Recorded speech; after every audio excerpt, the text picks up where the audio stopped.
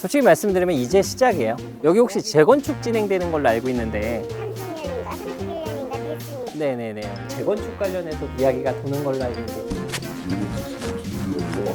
지금 현재 시세는 그러면 예보에 없던 눈이 내리던 날, 지난 가을에 만난 네이마리님을 찾아갔습니다. 오자마자 핫팩을 챙겨주시는 따뜻한 네이마리님. 출연 이후에 많은 변화가 있었다고 합니다. 아무래도 지인분들한테 연락이 많이 왔어요.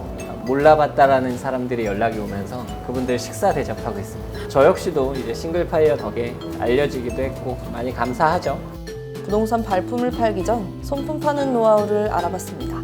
오늘은 저희가 이제 물건지를 찾아서 좀 임장을 해보려고 하는데 물건 선정에서부터 분석 그리고 임장까지 오늘 한번 해보려고 하거든요.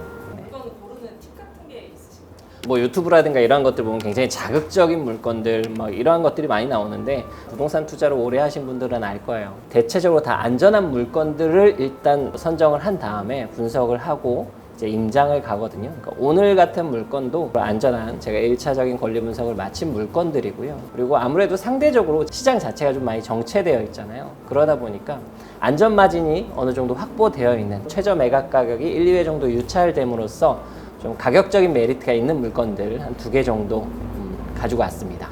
차라리 11번 되고 17번, 많게는 30번까지 되는 그런 경우는 그 가격이 굉장히 저렴하게 되고 그게 저렴하다고 하더라도 절대 저렴한 가격은 아니에요. 그러니까 대체적으로 뭐 10회, 20회 정도 유찰이 된 물건들은 세입자의 보증금이라든가 대항력을 갖춘 세입자가 존재하게 됨으로써 내가 2억이나 3억짜리 빌라를 뭐 1,000만 원이나 2천만 원의 낙찰을 받는다고 하더라도 실질적으로 세입자의 보증금을 오로지 인수해야 되는 경우들이 많이 있다 보니까 이게 저렴하게 산다고 해서 절대 저렴하게 사지는 게 아니다라는 거죠.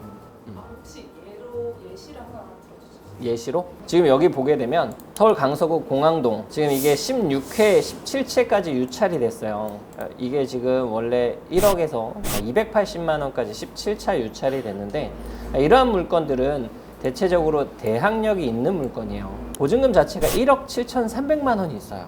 그러다 보니까 이게 물건의 가격이 1억 하는데 전세가가 1억 7,300 하니 이런 것들은 낙찰을 받는다고 하더라도 세입자가 대항력을 갖춰서 일단 배당받지 못하는 세입자의 보증금을 낙찰자가 인수해야 되거든요. 그러면 입찰자 입장에서 단돈 100원에 낙찰 받는다고 하더라도 세입자가 돌려받지 못하는 1억 7,300만 원이라는 돈을 낙찰자가 인수해야 되기 때문에 무한 유찰이 될 수밖에 없는 물건들이에요. 절대 이런 물건들은 함부로 건드려서는 안 됩니다. 바로 인생 나락가는 거예요. 안전한 물건에서도 충분히 정말 어마어마한 물건들이 많이 있으니까 그 안에서 수익을 좀 가져가셔라 라고 얘기합니다.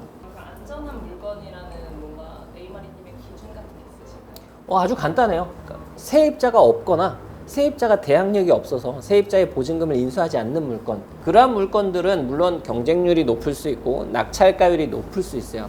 하지만 내가 어느 정도 욕심만 버린다면 그 안에서도 충분히 수익이 가능하다라는 거죠.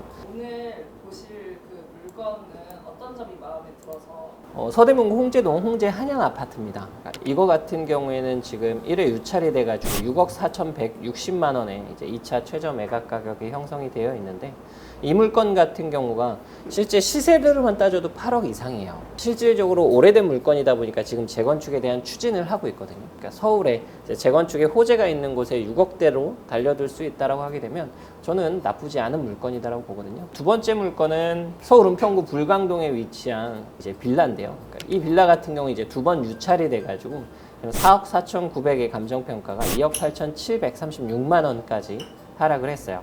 이 물건은 빌라의 가치로만 본다라고 하게 되면 굉장히 형편이 없습니다. 왜냐하면 만들어진 지 40년 가까이 됐거든요. 여기가 재개발 지역이에요. 독바이 역세권 재개발 지역이거든요. 이러한 재개발 지역에 실제 추진체가 있고 여기가 이제 사업시행인가도 어느 정도 나온 걸로 알고 있습니다. 사업시행인가 전 단계로 알고 있어요. 그러면 생각보다 많이 진행이 됐어요. 이거를 빌라로 볼 게 아니라 아파트의 가치로 바뀐다라고 하게 되면 이 가격이 굉장히 낮은 가격이에요. 동일한 매물에 대한 이 거래 가격을 봤거든요. 확인을 해보니까 몇 년 전에 5억 5천에 거래가 된 물건입니다. 지금 2억 8,700까지 떨어졌다라는 얘기는 굉장히 저평가되고 안전마진이 있는 물건이 되는 거죠. 그래서 이 물건을 두 번째로 우리가 한번 임장을 가볼 생각입니다. 정보를 어디서 보고 받아요? 서울 같은 경우는 다리 하나만 건너면 신속통합계가 아닌 무화주택입니다. 이러한 것들은 이제 뭐 서울시청에서도 자료 확인이 가능하고요. 아니면 부동산 플랫폼 있잖아요. 뭐 아실이라든가 이러한 곳들은 재개발 지역들을 다 이렇게 표시를 해주거든요.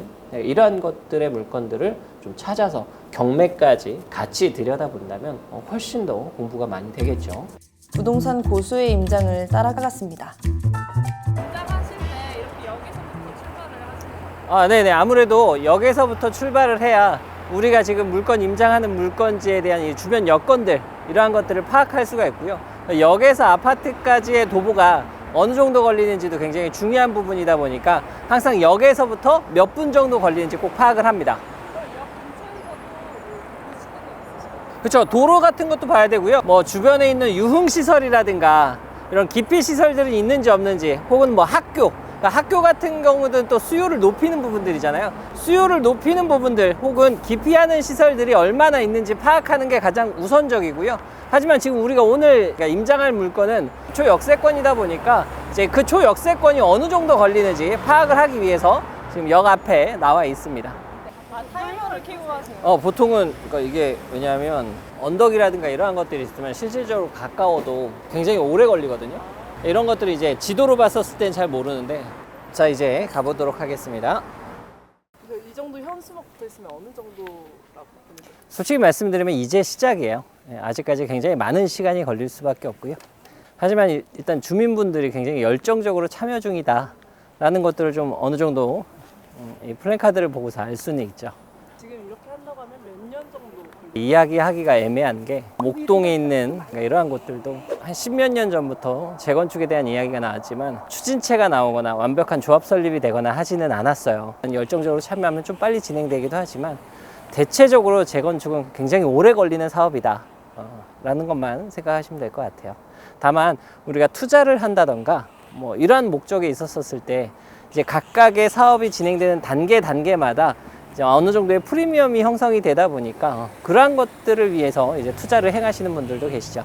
이 지역에 관심을 가지게 된 계기는 있으실까요? 일단 제가 이 물건을 임장을 하고자 선정한 이유는 일단 상대적으로 많이 저평가되어 있는 것도 있고 최저 매각 가격도 6억대에 형성이 되어 있다 보니까 재건축 호재도 있고 초역세권 단지이기도 하고요. 손과 발품이 많이 차이가 나요. 아무래도 손품 같은 경우도 중요하고 발품 같은 경우도 중요한데 더 중요한 걸 찾으라고 한다면 당연히 발품일 거예요. 우리가 손품으로 수집했던 정보가 맞는지 안 맞는지 확인하는 작업이 발품이거든요. 그래서 임장을 통해서 반드시 내가 획득한 정보가 맞는지 일치하는지 확인을 하셔야 되고요. 실질적으로 여기가 초역세권 아파트라고 해서 우리가 와봤지만 지금 생각보다 언덕이 좀 많이 있죠. 그러니까 이러한 부분들도 고려사항이 돼야겠죠. 임장 가서 주로 어떤 것들을 보시나요? 일단은 물건지 내에서는 물건에 대한 내 외부에 대한 컨디션, 그러니까 외벽에 대한 이러한 수리 부분이라든가 이건 좀 오래된 아파트잖아요. 그러니까 샤시 관련해서도 좀 확인을 해야 되는 부분들이 있고요. 임장을 나가서 꼭 확인을 하셔야 되는 게 이 물건에 전입이 되어 있는 사람과 실제 거주하고 있는 사람이 다를 수도 있거든요. 전입세대 열람을 떼가지고 확인을 한다던가 혹은 우편물이잖아요. 일단은 우편물 같은 것들을 확인해서 실제 거기에 거주하고 있는 사람이 누구인지도 꼭 확인을 하셔야 됩니다. 좀 더 외관적으로 간다면 여기에 진짜 거래되는 시세들, 정확한 시세 파악을 위해서 부동산도 좀 몇 군데 돌아다녀 봐야 되고요. 네, 우리가 조금 여유 있게 걸어왔는데 지금 한 12분 정도 걸렸어요. 굉장히 가까운 역세권이라고 했지만 생각보다 언덕이 좀 많이 있었고요. 그리고 이 백이동이 끝자락에 위치하다 보니까 생각보다 좀 오래 걸렸네요. 인근 공인중개사 사무소를 방문하기 전 우연히 주민분과 대화를 나눴습니다. 여기 거주하신 지는 어느 정도 되셨어요? 여기 혹시 재건축 진행되는 걸로 알고 있는데 30년인가 31년인가 됐으니 네네네, 여기 많이들 재건축을 선호하시나요? 그렇죠. 리모델링 그 얘기가 먼저 나왔는데 그러면 여기 혹시 재건축을 반대하는 이런 비대위라든가 이러한 것들은 아직 없는 거죠? 없지. 다 찬성이지. 1층 그런 거 사는 사람들도 다 상관없잖아. 추천을 하니까. 그러니까 뭐 어떤 게 다 이게 여기 좋아 이거 한번 저기 놀러 여기 왔다가 이사 오는 사람이 많아. 좋은 말씀 감사합니다. 재건축 관련해서 이야기가 도는 걸로 알고 있는데